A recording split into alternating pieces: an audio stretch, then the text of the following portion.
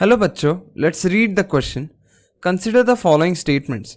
S1 says, let fx is equal to sine of pi times box of x minus pi divided by 1 plus box x squared, where box stands for the greatest integer function, then fx is discontinuous at x equals to n plus pi, where n is from the set of integers.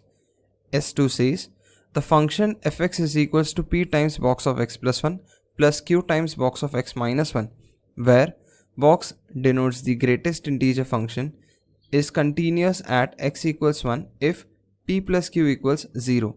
S3 says, let fx is equals to mod of box x times x for x in the interval minus 1 to 2, where box is the greatest integer function, then f is not differentiable at x equals 2.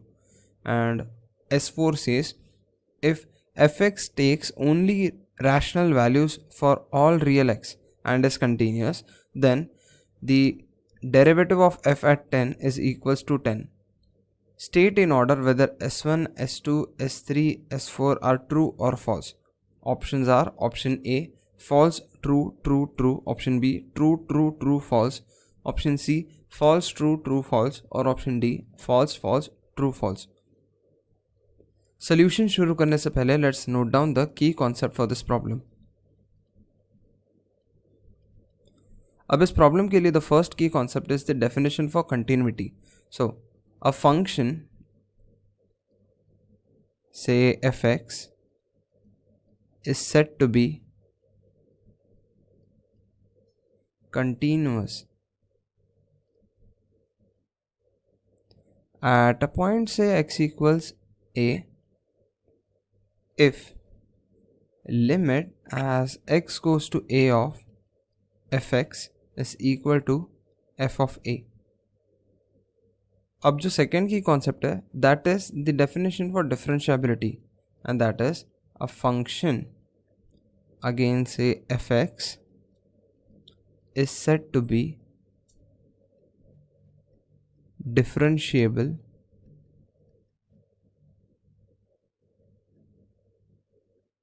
at a point, say x equals a, if limit as x goes to a of fx minus f of a divided by x minus a exists. And if this limit exists, then the derivative of f at a is equal to the value of this limit, that is limit as x goes to a, fx minus f of a divided by x minus a. अब इन दो की concepts के help से let's now start our solution. पहले let's work out with the statement 1.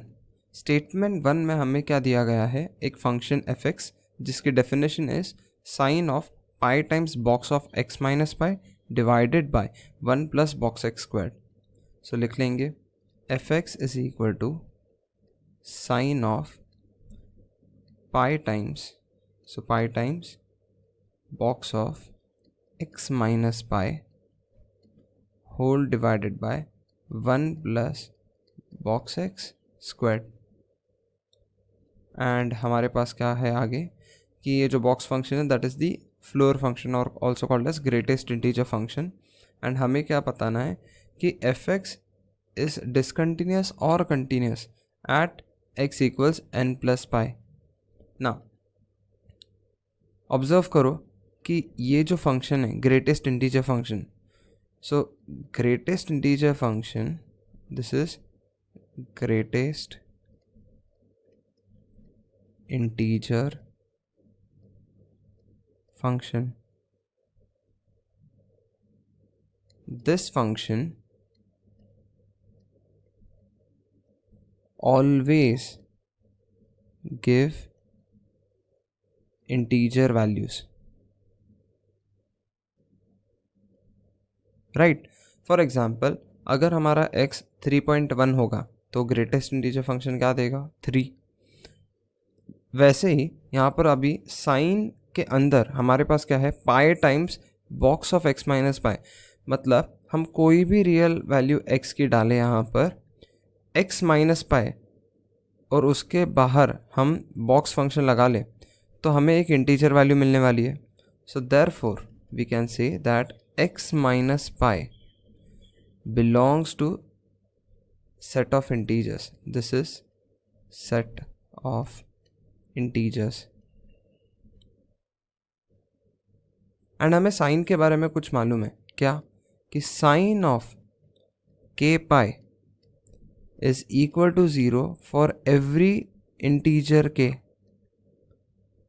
And also आगे कि जो denominator है हमारे पास एफ एक्स पे, सी हमेशा 1 प्लस बॉक्स एक्स स्क्वायर्ड. अब ये दोनों पॉजिटिव रियल नंबर्स है और इनका एडिशन हमेशा 0 से तो बड़ा होगा. एंड सो देयरफॉर जो एफ एक्स है वो कभी नॉट डिफाइंड नहीं होगा, वो हमेशा डिफाइंड होगा क्योंकि हमारा डिनोमिनेटर कभी 0 होने वाला नहीं है. एंड न्यूमरेटर की बात की जाए, so sine of pi times this integer is always going to be equal to 0 for every real value of x. And so therefore we can say that function fx is equal to 0 for every x in the set of real numbers, and therefore f is constant function. And हमें क्या मालूम है कि constant functions are continuous. So ये जो statement है S1 that says that fx is discontinuous at some particular points, so that is false since constant functions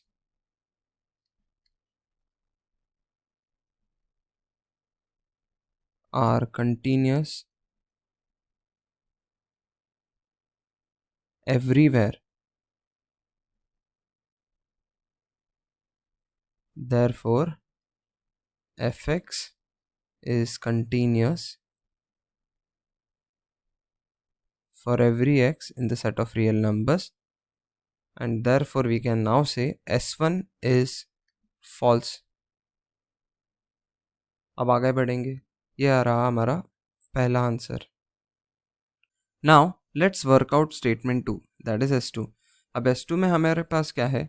we have a function fx which is defined in some manner, and हमें बताया गया है कि fx is continuous at x equals 1 and we need to get the restriction on these constants p and q. So यहाँ पर हमारे पास fx की definition is fx is equal to p times box of x plus 1 plus q times box of x minus 1. Again ये box जो है that is greatest integer function. फिर आगे क्या करेंगे? Since fx is continuous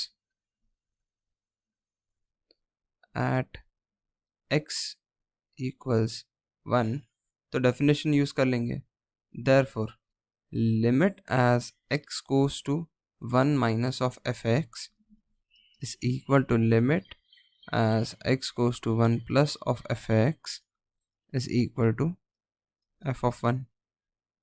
अब left hand limit देख लेंगे क्या आती है. Limit as x goes to 1 minus of f x is equal to, यहाँ पर सब्सटीट्यूट कर लेंगे फंक्शन की definition. So here we have limit as x goes to 1 minus of, so function की डेफिनेशन क्या है? p times box of x plus 1 plus q times box of x minus 1. लेकिन यहाँ पर थोड़े रफ वर्क कर लेंगे. So as x is going to 1 minus, मतलब 1 की तरफ जा रहा है but from the left hand side, that is x is less then 1. And अगर x लेस देन 1 है सो x प्लस 1 क्या होगा? Less than 2. एंड अगर उस पर हम ग्रेटेस्ट इंटीजर फंक्शन लगा दे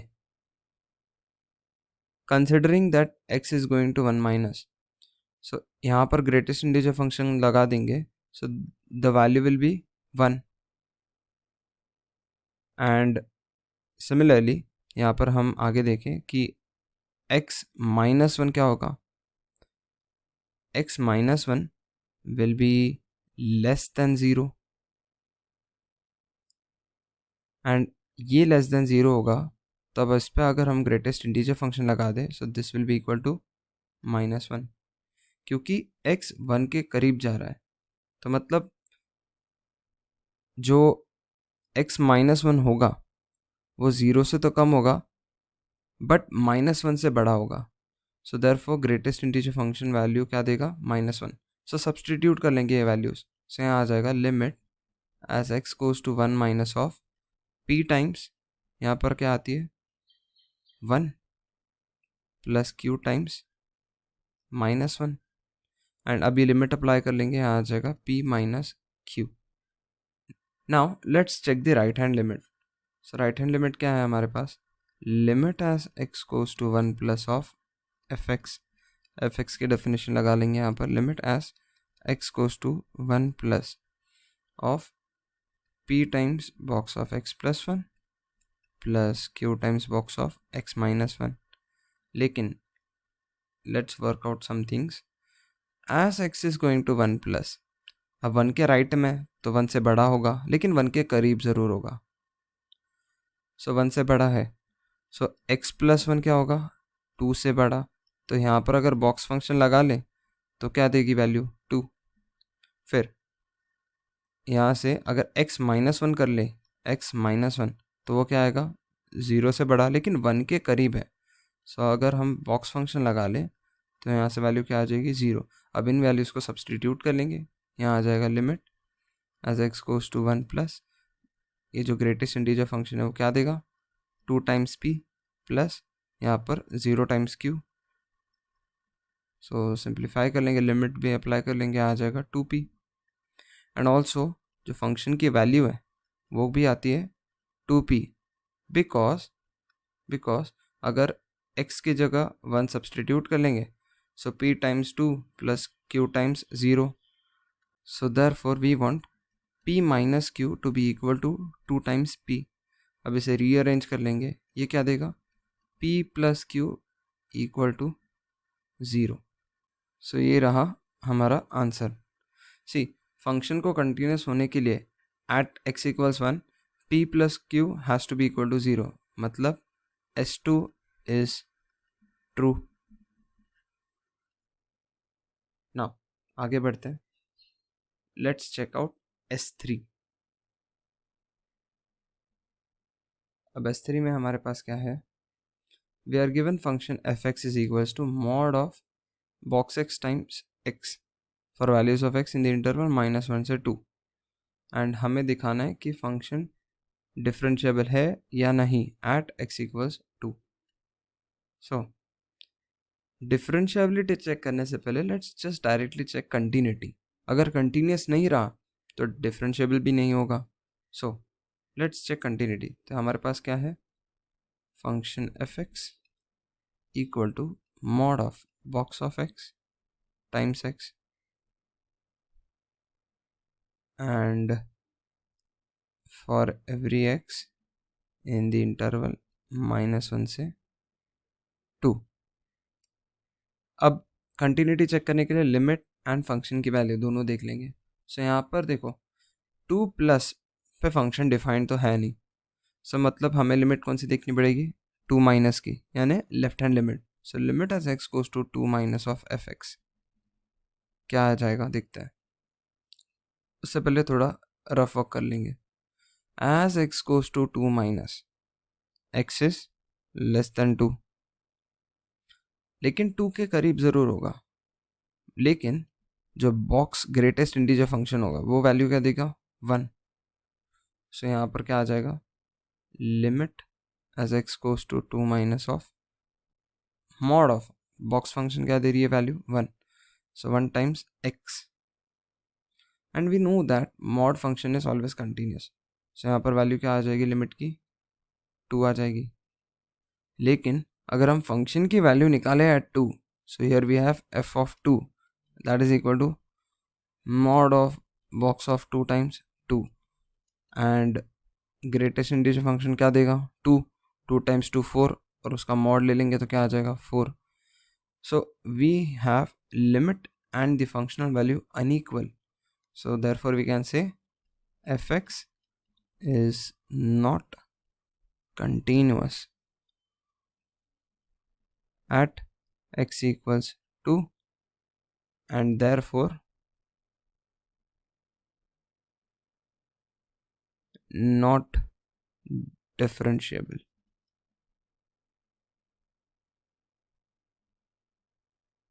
at x equals 2.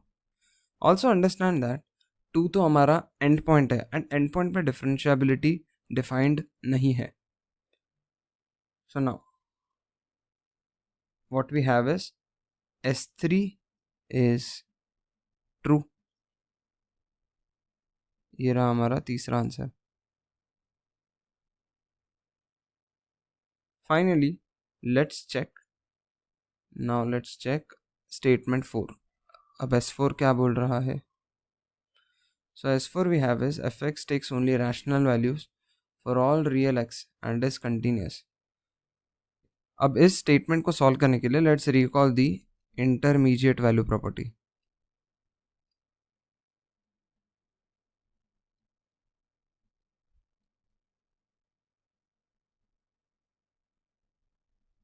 अब इंटरमीडिएट वैल्यू प्रॉपर्टी क्या बोलती है कि if our function f from से a closed interval ab to r is continuous throughout the domain. It's continuous over the interval ab.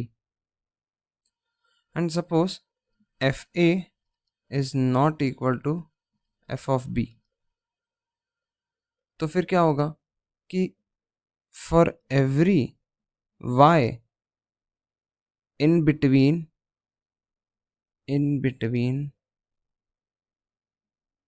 fa and f of b there will exist an x in the domain ab such that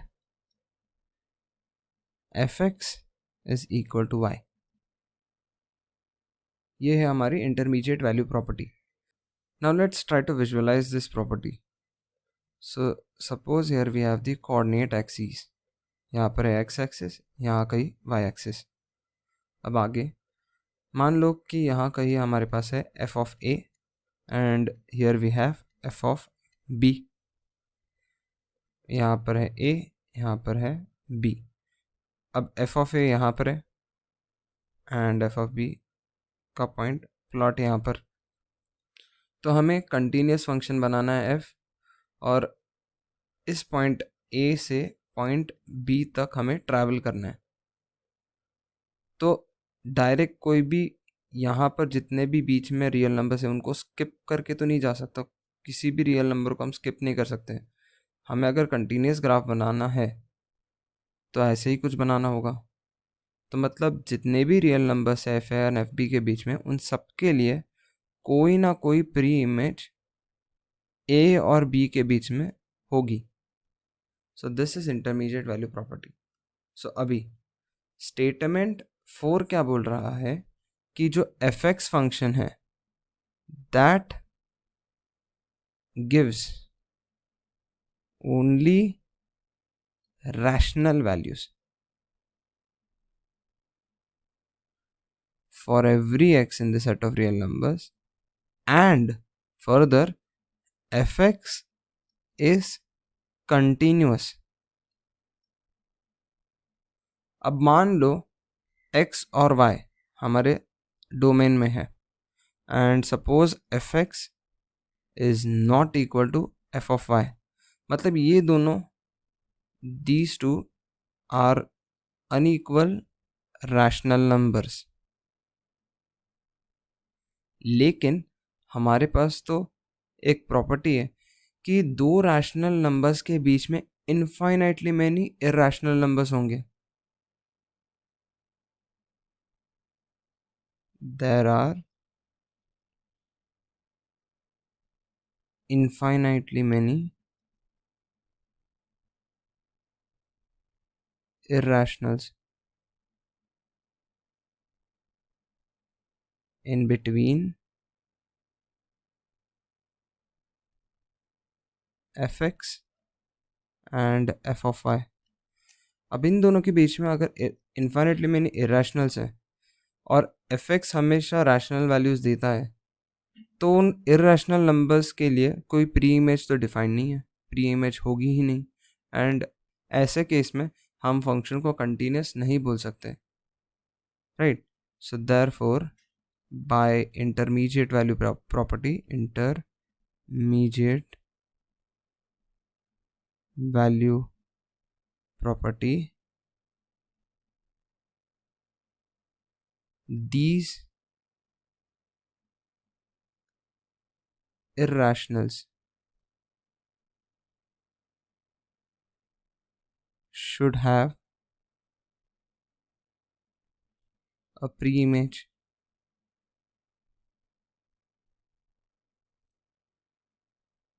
but this is not possible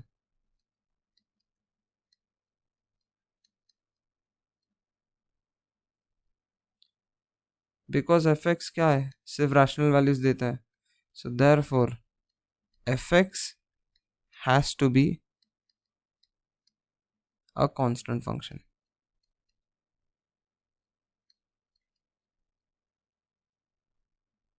And therefore derivative of f at any x has to be equal to 0 for every x in the set of real numbers.